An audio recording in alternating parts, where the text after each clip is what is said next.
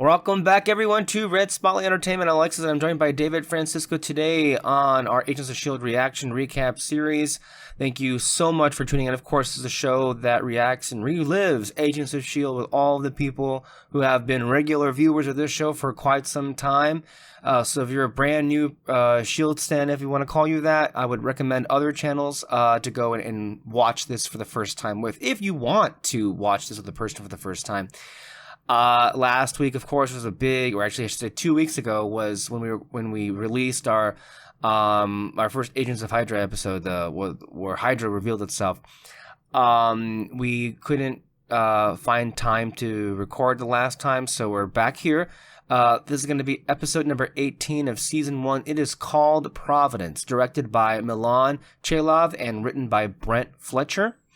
Airing on April 15th, 2014. Wow. Just these numbers. Watched by 5.52 million viewers.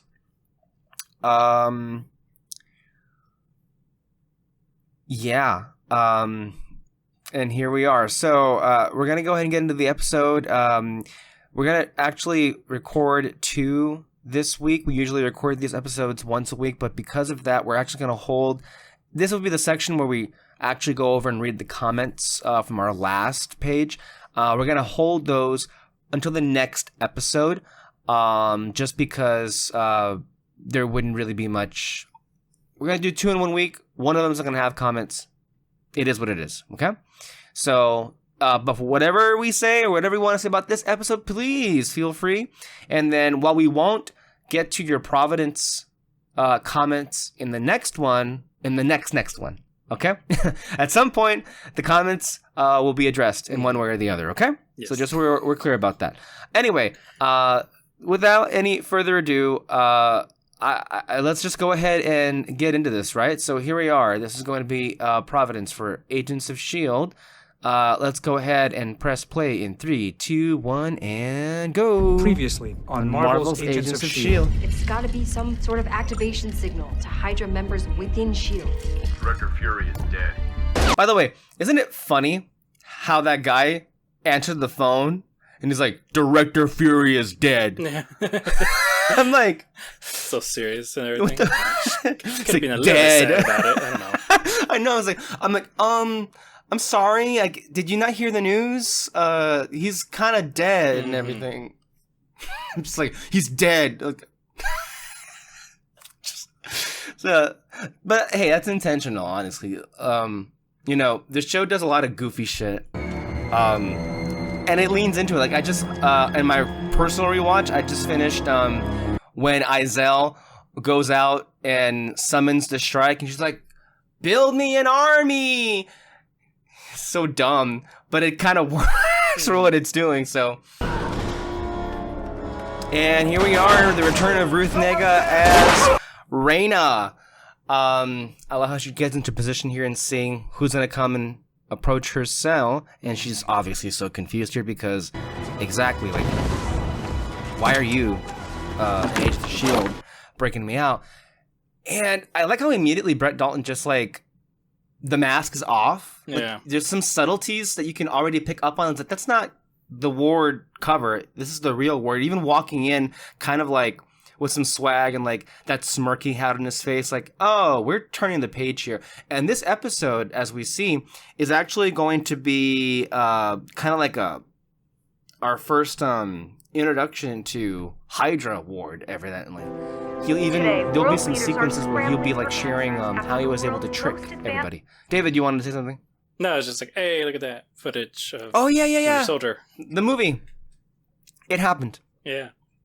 Also, some pretty big things happened in this episode. I believe I mentioned this to you months ago, David, when I was rewatching this with I love this little thing. Like, this immediately sets the stage for like that the lasting ramifications of the Winter Soldier are going to last. Like, it's not going to be like cleanly wrapped up in like an episode or two. Like, no, Hydra's out there, and there's like a whole out war happening.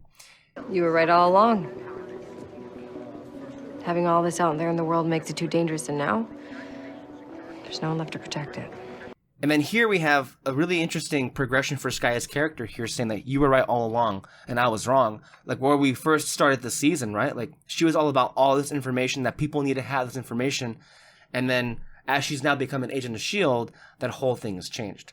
But what I was going to say is this episode actually features some pretty key introductions. Because how they're introduced, they're two separate entities. One's a character, and then one's actually not an introduction, but it's a reintroduction. But you would never in a million years think they would be connected. But as the arc of the show moves along and through the future seasons, they slowly end up coming together in ways you would not understand. And I will point those out to you as they become clear. There's no need to call me that anymore. Name's John. John Garrett. Here is Bill Paxton, of course, who is just endlessly charming in any situation. And, of course, exactly, that's what she was expecting there. It's an honor to finally meet you. Please. Pleasure's all mine. I have to remember that at this point, like, Raina is aware of a long line of gifted people who refer to themselves as Inhumans. Like her grandmother told her all these stories about the Blue Angels that came down and how that's connected with the Inhumans. Just a very high-level S.H.I.E.L.D. security clearance? And that's what she's after. She's after for her what she wants. And right here, immediately, her whole world has just completely been obliterated because she put her faith in this person who she believed would be the gateway into what she's wanted her whole life. And now it's been cut off. You're a fraud. An artist. A con artist, perhaps, but an artist all the same. Also, an interesting situation here, and I believe, and correct me if I did not point this out last week, David, but as the weeks, as these next few episodes progress, it becomes clear that Garrett is being kept alive by the centipede serum. And he had a special component in there that they didn't either they didn't reveal, or they kind of wrote back in there and it fit in nicely retroactively. Welcome to Hydra. Right now, Garrett has Jiaying, that's Sky's mom's DNA flowing through his veins. It's in the little centipede serum cocktail. That's the special component that only he has that's keeping him alive. And they were able to get that from whatever residue was left over Dr. Whitehall after he basically cut her to pieces. So remember how Dr. Whitehall cut her to pieces? He absorbed, I guess, the healing capabilities of her cells, and then he went from an old man to a younger man. And whatever residue was left from that was used in the, only for Garrett, the centipede serum, to keep him living. Okay, turn on.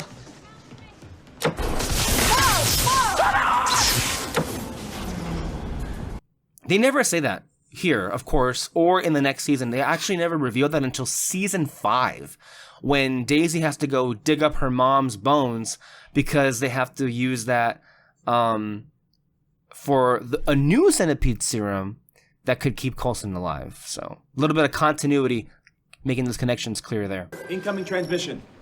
This is Colonel Glenn Talbot, U.S. Air Force. I need to speak with whoever's in charge over there. Colonel Talbot, I'm Agent Phil Coulson. And here's one of those introductions I was referring to earlier. The first episode here, Adrian Pazdar playing General Glenn Talbot. Get on the comms. We're enacting Odyssey Protocol. Odyssey Protocol? What does that mean? It means Fitz needs to finish his repairs. We're getting the hell out of here. And it is a shame because it is a nice base. I mean, we don't see too much of it. I think of all the S.H.I.E.L.D. bases, all that we ever see here is the main control room, a couple of hallways, and this hangar. So there's not much more that we saw a little bit more, I guess, in the hub episode a few weeks back. But it's a big space, and they really could have used this. But seeing as you guys are down to specialists, I was hoping I could hit your ride. Coulson opted to not even bother, even though May was correct. Like, hey, they could have just blocked them. But if that was the case, that would have been war with the wrong people, and so they were just like, well, let's just get the hell out of I here. decide day in, day out. Friends of mine are dead because of him. Good friends. I think you should come with us, sir. And here you have Coulson. Duly noted, Agent Simmons. Look, his entire trust system has been eroding the entire season, and this Hydra thing kind of just like, fuck. He can't be too sure about anybody, honestly. And somebody who has spent so much time with Garrett, like, I think it's fair for him to be suspicious, but at the same time, he hasn't spent as much time as Simmons has with Tripp. So Simmons can vouch for him as she just did right now. And then, of course, that cuts to Fitz, and he's like, uh-oh, what's happening here?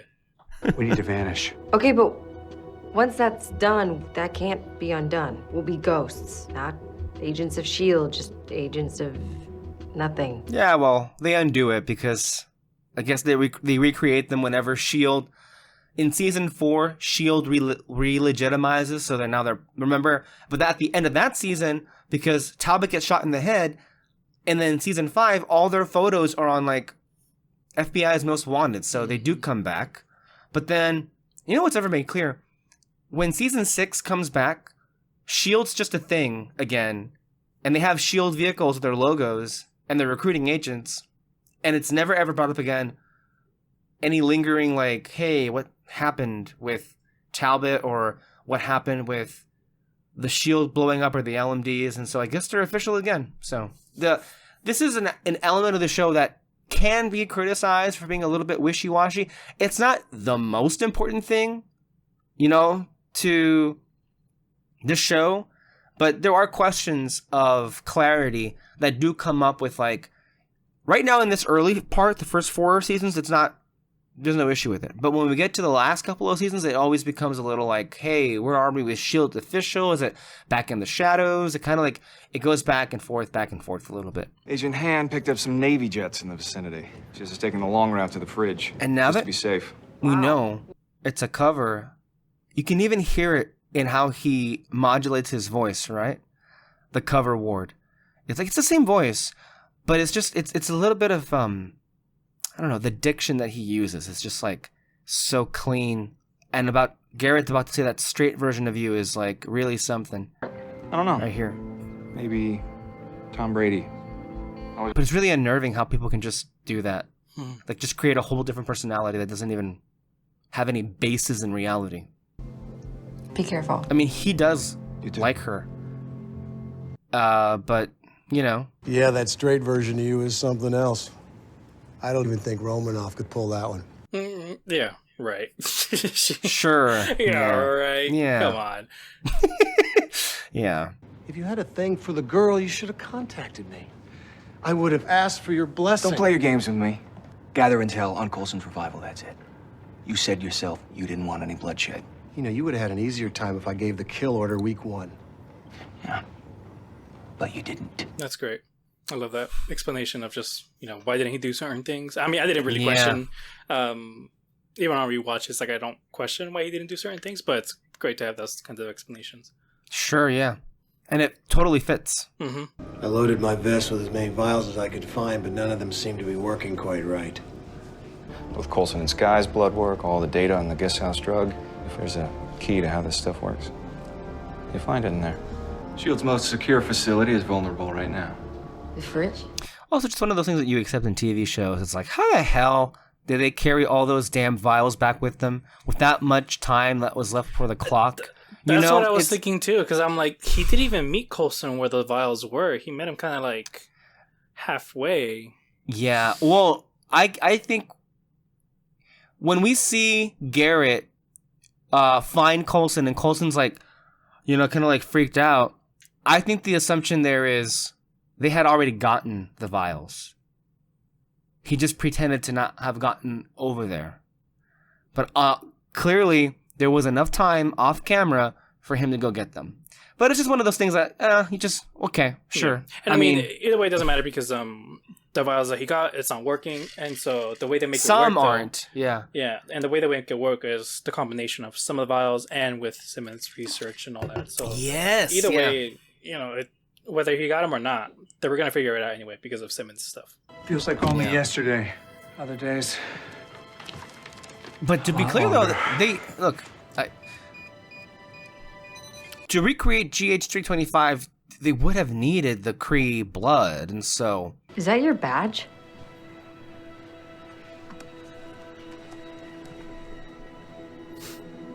They look like coordinates.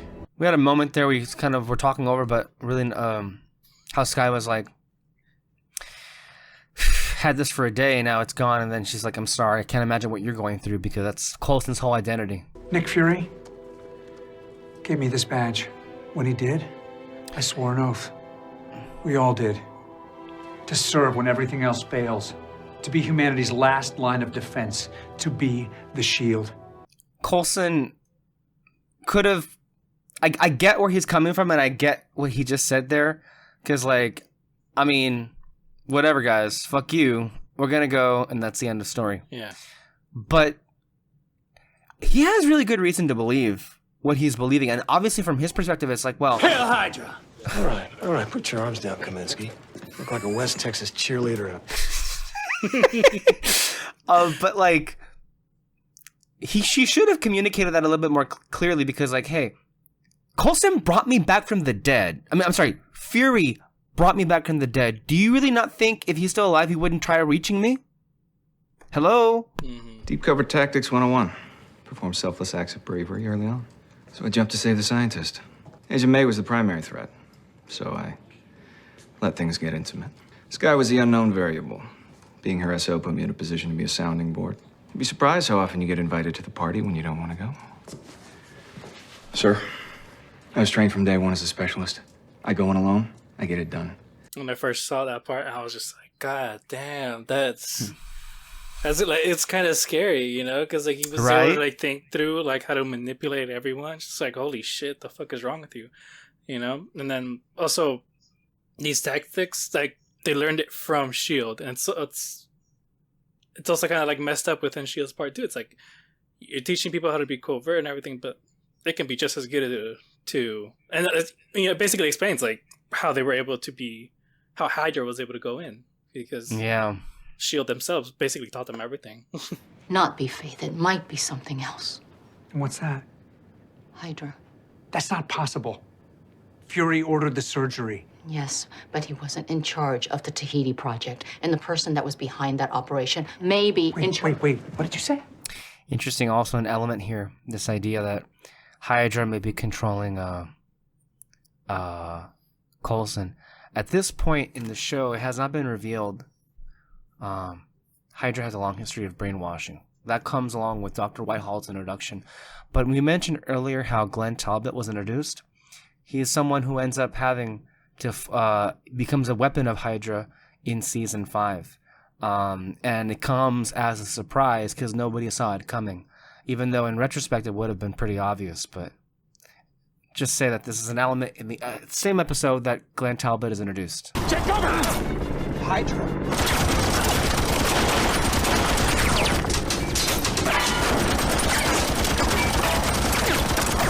They can move away from the window. It's fine. I know, right? Just could have stood there. Yeah, that should tell you these two were not long for the world. How the hell did Hydra know that you and Hand were coming? We told him. Little warning next time? The shots of the heads are, it's kind of funny. Just because it wasn't like, you know, there could have been some blood spatter in that too. It's fine though. I mean, there's a limit even for TV shows, you know, but they still try to push it as much as they can. This one's fine. The doctors felt it would have negative consequences. Like what, like he'd go crazy? Spontaneously combust or something? It's not clear. All I know is he seemed stable until today. And now he has us in the middle of nowhere chasing ghosts. I mean, to their credit, yeah, Coulson just seems like he's just going all in on this. He is, and they're right to feel like, but it's understandable. This is Coulson's whole life, and it's just been more than anybody else's. This is all he's known. And the idea that it was all meant for nothing, that he had been serving Hydra this whole time, it's like, this is the main character of this show, and like this is where the betrayal just hurts the most for him personally. The world needs us. Hydra is out there. We cannot let them win. We cannot let them define us. We are not agents of nothing. We are agents of S.H.I.E.L.D., and that still carries weight. That has to carry weight after everything we've been through. That carries weight!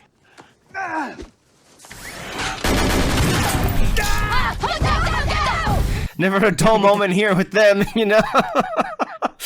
A fucking damn, berserker gun comes out of nowhere. We had 3 teams try to hack it, but she programmed it to erase all data if anyone other than her attempts to access it. Of course she did. I don't know if you could tell, but that base that Team Hydra was in, I think a good piece of that would be used for the main base that we see in seasons 2, 3, and 4. A lot of set redressing on this show, which, again, shoestring budget. Honestly, I really feel like we should be thankful the show looks as good as it does, because they literally had no money. I'm sorry, who are you exactly? Eric Koenig, agent of S.H.I.E.L.D., level 6. Oh, this is also the first episode of Patton Oswalt's character. Sorry, I didn't even... I was like, what am I watching here? Yeah, Patton Oswalt, everybody. Reoccurring Koenigs throughout the show here. It was, okay, that's gonna be tough to replace, but very soon you're gonna be issued your very own lanyard. Do you know, out of the top of your head, David, how many Koenigs we actually meet on this show? Not all, by the way, are played by Patton Oswalt. All but one are played by somebody else. Wasn't it? I want to say 4 of Patton Oswalt, but then there's 1 that's a woman. Yes. So 4? Patton Oswalt? In the present timeline, there's 4 of Patton Oswalt, 1 the other, LT. There was one other one. We see in season 7 when they're in the 1920s. Oh, okay. That's the grandfather, I think. Koenig. No one else can know. I'm not comfortable keeping secrets from my team. Well, they haven't been vetted. And if you talk, we're gonna have a major problem. I do love these about every S.H.I.E.L.D. agent, where it's just like, better follow my rules, better follow S.H.I.E.L.D.'s rules, or else, you know? Like, they never really back off. I mean, those guys in the fridge did and all that, but I mean, that's for a good reason and all, but still, I like it. Well, that is good news. Gives us one less thing to worry about. Listen, about the girl. Look, I know how much it means to you. By the way, I recently found out, I think Marissa Tancharoen shared in the Live with the Lil watch-alongs.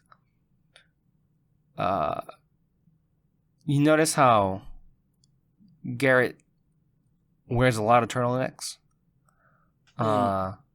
That was all Patton's idea. He was like, I think this guy likes turtlenecks. And then he incorporated that into the character. Yeah. It's true I'm not gifted, Quinn. But that doesn't mean I don't have a special gift just for you. The way he delivers every line, god damn. Freaking Bill Paxton. Seriously, he probably should have won an Emmy for this. Like, he's just so good. But again, the Emmys don't acknowledge this show. And there we are, everybody. That was Providence.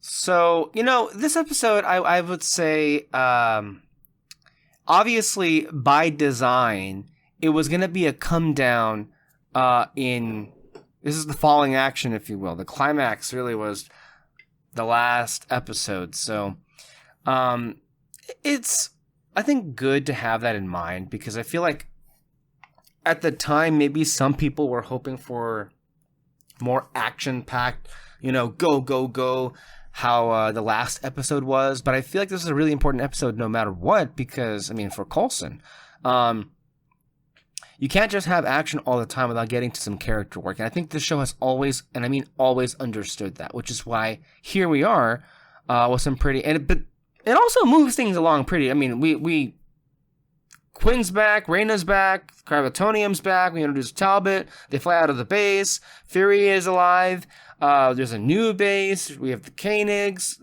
introduction here, and we also, we get more movement with the fact that we have a goal now.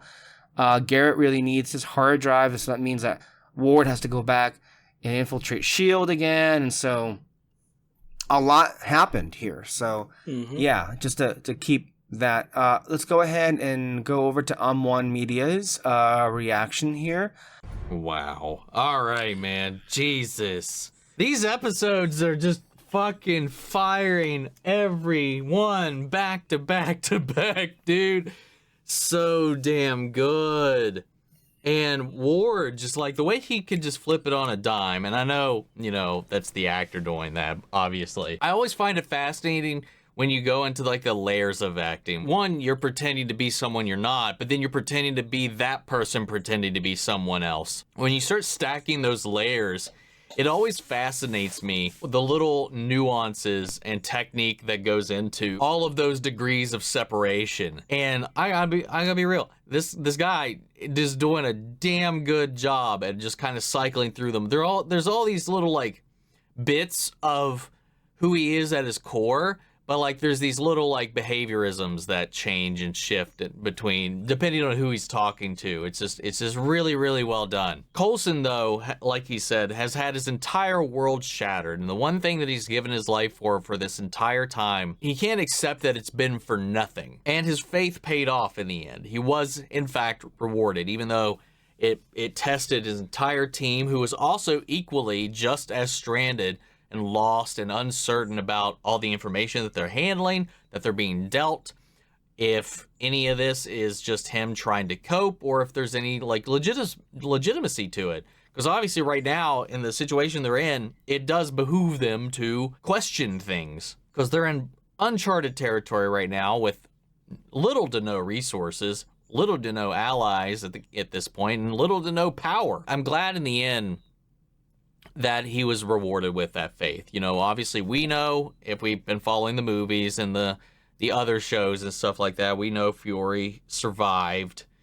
And so like I'm glad that they didn't hold out too long for that reveal for him, but obviously he doesn't want that knowledge going out. So Coulson's the only one that knows.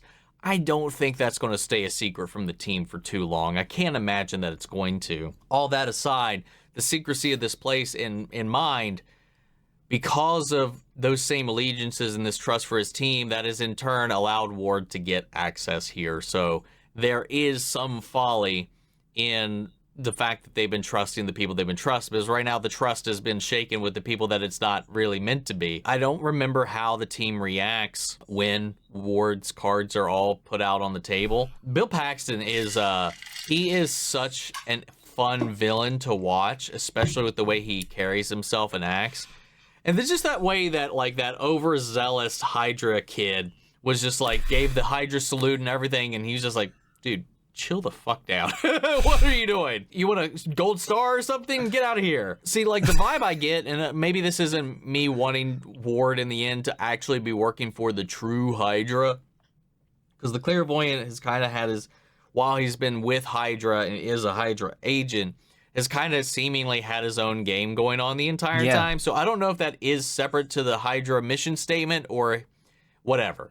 Because, I mean, that little thing right there, and that is obviously, you know, the change in times and things they get away from and all that, being less out there and extravagant about everything. But I'm just wondering, like, how committed to Hydra's, like, ideals they are versus how committed they are to have been using Hydra themselves for their own means. So I don't know if there's a line there it's the second what. We'll see if anything comes from that. I'm still like mildly unnerved by just how cold they exited Hand like that. That was just so disgustingly callous. And this is the way they were able to like play and kind of put on this performance, this song and dance to get themselves access without her being there. Damn it, dude. These little manipulations across the way, and then everything we've packed up, everything we've sent here, they got access to. All the things we thought were sent off-world, like he said with the slingshot protocol, that was all a lie.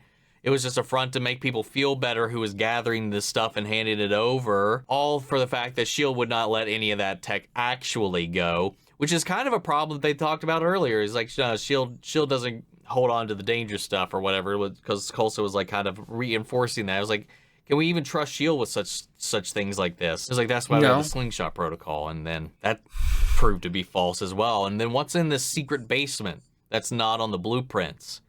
I don't remember if we've been let in on that at all. So I can't remember if that was something we've touched on before.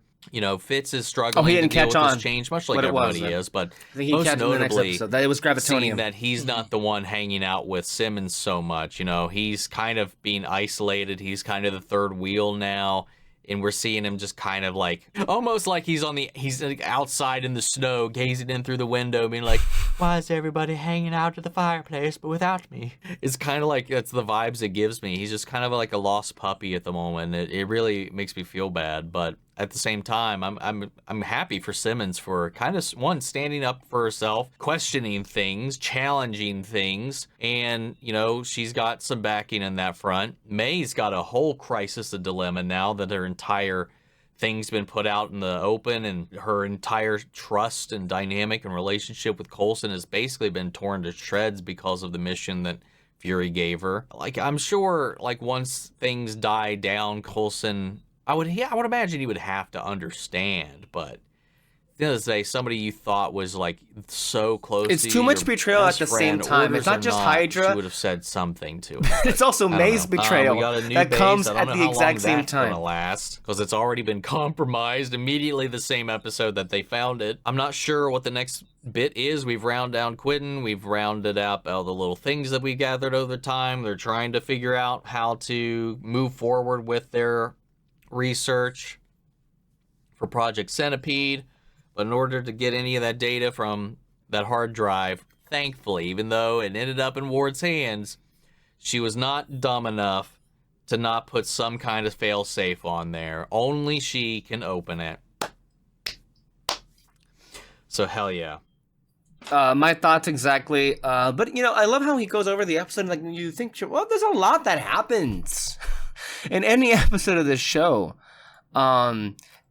Anyway, let's go ahead and see what was Oliver Sava at AV Club. For the final episodes of S.H.I.E.L.D.'s first season, Marvel Studios has been releasing promotional... Okay, let's move on. Ward and Raina appearing... Okay, let me move past. Tying into the MCU's films helps the series appeal to a wider audience, but incorporating more comic book connections is the easiest way for the show to gain favor with the target audience. Okay. Arrow has done a great job pulling inspiration from comic books for its stories and characters, regularly including background Easter eggs, cameos, and references that may not mean much to non-comic book viewers, but excite DC Comics readers. Agents of S.H.I.E.L.D. doesn't need to have fully costumed superheroes, but it does need to feel like it has a connection to a larger Marvel universe, and the writers are becoming more aware of that. As we've been saying all season long, this paragraph basically encapsulates what Oliver Sava here seems to care about the most. Even saying here that that S.H.I.E.L.D. needs to feel like it has a connection to a larger Marvel universe. I mean, there definitely are connections throughout the seasons, but how can it do that when the universe that it's trying to connect itself to gives it the cold shoulder time and time again? You know, it's not going to be a one-to-one. And even then, because that happened, the show proved that it could stand on its own 2 feet, that it didn't need any characters to come in from the universe from other properties. Would that have been nice to have had more of that throughout the show? Sure. But it turns out they didn't need that. It just didn't. But yeah. He continues, Providence includes an appearance by Adrian Pasdar, Colonel Talbot, and then he'll point out, as many people did at the time, Talbot is an enemy of Hulk in the comic books. Yeah, so when Talbot appeared on the show, people were like, are there going to be Hulk connections in here somewhere? It's like, no. I mean, although still no. It's like, honestly, like, that's the first time I've heard of that he's a Hulk villain, or I think he's a secondary villain. I think General Ross is the main villain. I think in that capacity for Hulk. I don't know honestly, but this is what I've heard throughout the years, which is why we see General Ross. We're about to see him again as President Ross in Captain America: Brave New World. But Talbot is one of those he's a known rogues gallery villain of the Hulk's Okay. comics, from what I understand. Yeah, I was gonna say that. Knowing that now, I liked that they really took their time to make him an actual bad guy. A character. An actual bad guy, and just like everything leading up to it, like, something with not a lot of what you're seeing now with the MCU is just that they have patience of where to take these characters, and so that's really cool. Again, at the moment in time, this was a character they introduced because they knew that they were going to use him a lot in season 2, because the U.S. government is going to become an adversary of S.H.I.E.L.D. In the next season.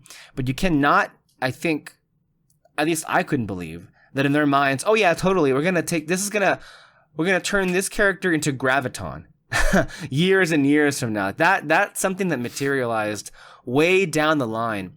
And I remember, and this is why I will always defend season 5 as like a really amazingly written season of TV, because that twist of who was the real destroyer of worlds came in like a complete freight train. Like, there were various moments where, was it this person or was it that person?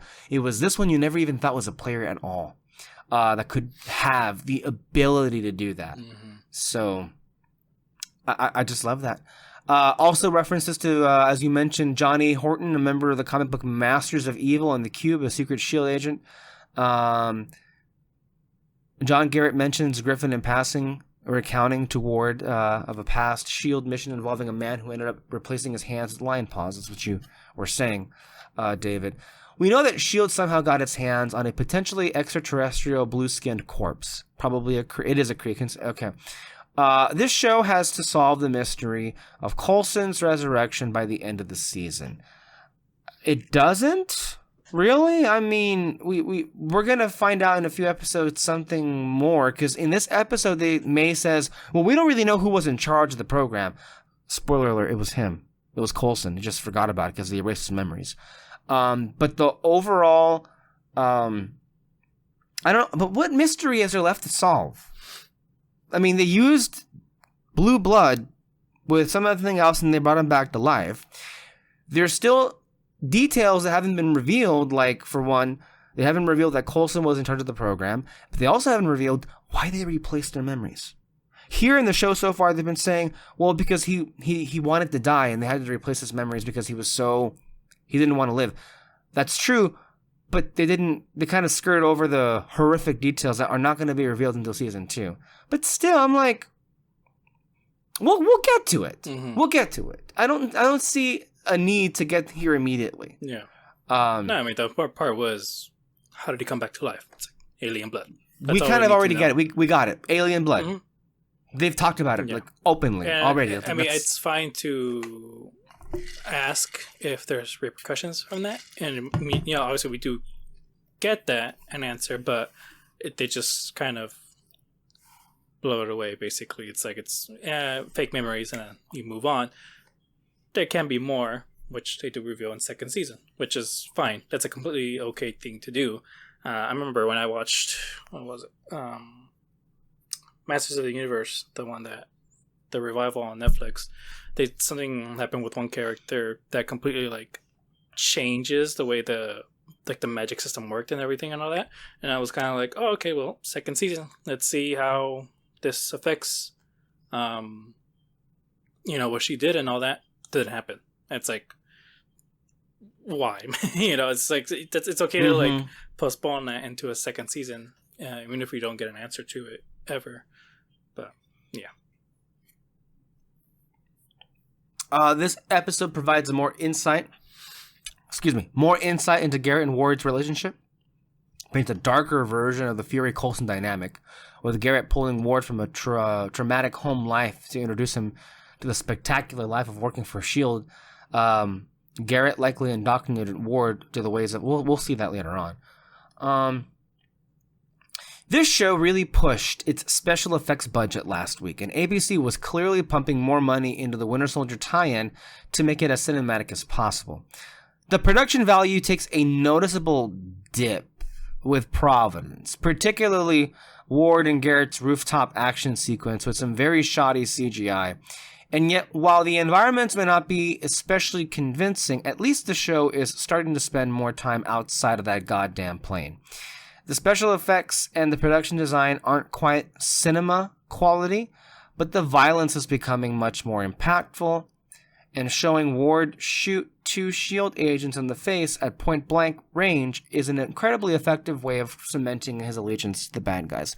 A couple of things to say here. Really good point that Oliver brings up here, in that actually may have been a really good way to compensate for the fact that the budget was never great to begin with, and would end up getting cut as the years would go along. But one way they did to compensate for that was to amp up the violence for sure. And they've come up with some pretty cool and like sequences throughout the years to where it's like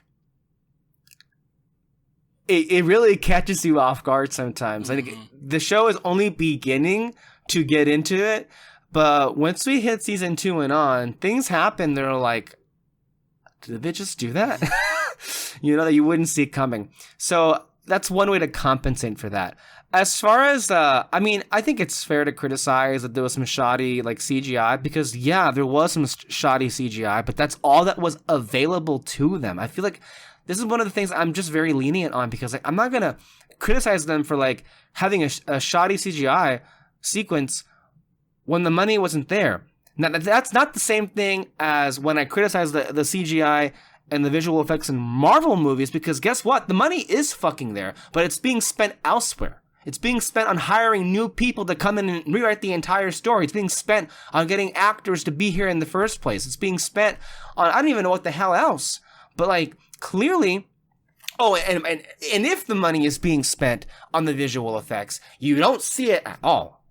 So that is a very different thing. I feel it is very fair to criticize the movies because they've got the fucking money. This show does not. So I'm sorry, but this is a network television show, and the only way you get 7 seasons and 136 episodes out of this, which is the best way to have done it, is to, I'm sorry, have most of the scenes take place in fucking hallways and indoors. It's just the way it's gonna work. Because if you, I'm sorry, what is the trade-off? Okay, we'll be outside the whole time, but we'll have 8 episodes and 2 seasons? With the way things are in today's standards? No, thank you. I mean, yes, at some points, does it become noticeable how often we're spending indoors? Yeah, but, I mean, that alone should not get in the way of the enjoyment of the show. Not when the performances and the writing is so sharp, and when they do have some money to produce an effect, it usually is pretty good. All of us are pretty wowed at the effect for Hive and Ghost Rider. They were like, woo, that was pretty fucking cool what they were able to pull off there. So it's they're trying. They're working with what they've got. Does it become... And they even reference this in the series finale when Mac was like, after all those years of being in hallways, yeah, we get it. But that was the option that was available. It was either that, and we got a great show for what it was, or we trade that for 2 or 3 seasons of maybe 6 to 8 episodes that are wholly rushed and are not really even a TV show. They're just a long movie. So, yeah, I get it, but I also don't, because the only way I would think that you would have this complaint is if you thought this was going to be a Game of Thrones. That they did not have that kind of money, and at the same time, it's okay to have shows that are not cinematic. Let me just put that out there. In the 2010s, in the advent of streaming and shows like Game of Thrones and Stranger Things and all that other stuff, there was so much more money put into TV to where at home you got cinema quality stuff that you could watch. And that was cool. But that shouldn't have meant that everything should be that, because then you dilute what are movies and what is TV. And when that happens, when you give people at home only options that are cinematic, for what purpose would they have to go to the movies for anymore? You see what happened here? We went so down this road. We were here as critics and fans of all these entertainment pieces, yeah, put more money, more cinematic, make it look better. But the trade-off is that we conditioned and trained ourselves into thinking that maybe, you know what, if we have cinematic content in our homes that I can just put on my damn TV, why would I go and spend $20 to go to the movies? And I'm sorry I had to, but like that's a whole side discussion with streaming and movies, and that's the discussion, David, we've been having on this show for years now. But it's the truth here. It's like not everything needs to feel like it's a movie on TV. It's okay to just be a TV show, damn it. Sorry. Anyway. This episode ends with the reveal of Garrett having, we get what he was saying. Let's go to Eric Goldman. He says, I've been firmly on the side of please let Ward really and truly be a bad guy. This show had too much back and forth and suffered from too much weak characterization early on to undo the goodwill that making Ward bad helps give it. That's not to say there isn't room for some nuance and conflict there, but ultimately, I really, really hope they commit to the reveal that Ward is and always has been Hydra. They do. Yep. I think we were all hoping that too. And thankfully, Providence did that. And it established that Ward does have some genuine feelings for Skye, and even had Raina articulate the question of whether Ward really felt nothing for them when it came to the team. But it also doubled down on how merciless Ward was, as he killed more S.H.I.E.L.D. agents and gave us hints at a backstory with Garrett that has made him loyal to him above anything else. At this point, none of this behavior tracks with Hydra brainwashing, so we're going to put that off the table. And then Ward explaining just how he duped the team and gained their trust to Raina was great. From being so blasé about saving Simmons as part of his subterfuge to explaining how he got intimate with May because she was the biggest threat on the bus. It was pretty delicious on the evil Ward side of things. And I say this as someone who thought Ward's relationship with May had been the most interesting plot turn. S.H.I.E.L.D. still had some of those awkward moments, overly cutesy moments pop in there that were really prevalent early on. Beats like Coulson going, sounds good, to Talbot, and then turning back and saying, that doesn't sound good. That was funny. Mm-hmm. Come on. Yeah. That seemed just shy of some... And that's Coulson. That's classic Coulson 101. And just shy of some wacky music and or a laugh track. Okay, that's a bit overkill. However, the good news is much more is working than not on the show these days. The core conflict with Hydra is the shot of adrenaline needed, and on the heels of a lot of other elements beginning to improve.